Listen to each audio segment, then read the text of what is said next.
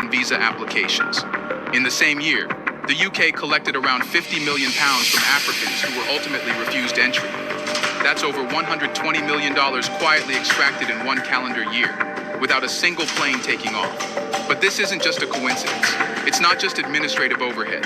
What's unfolding is a profit model, one built on the backs of hopeful travelers, students, and families from the world's most disadvantaged regions. Here's how it works. A citizen from Ghana, Nigeria, or Zambia applies for a visa to attend a conference in Brussels or visit a relative in London.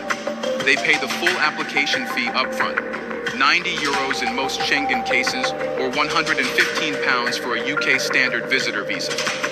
These payments are non-refundable, regardless of the outcome. Then comes the rejection, often with no explanation, no hearing, no appeal. Just a cold sentence on an official letter. Your application has been refused. No further action can be taken. And with that, the process ends. But the fee, it's already been collected. Now multiply this by hundreds of thousands of African applicants every year, most of whom are rejected. What you get is not a diplomatic service, but a massive border-run business model, where denial equals revenue.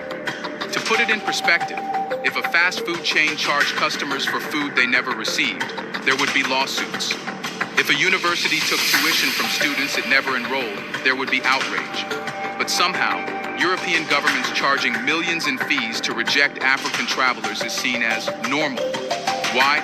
Because the system isn't built to deliver fairness. It's built to filter and profit, and Africans are paying more than just money.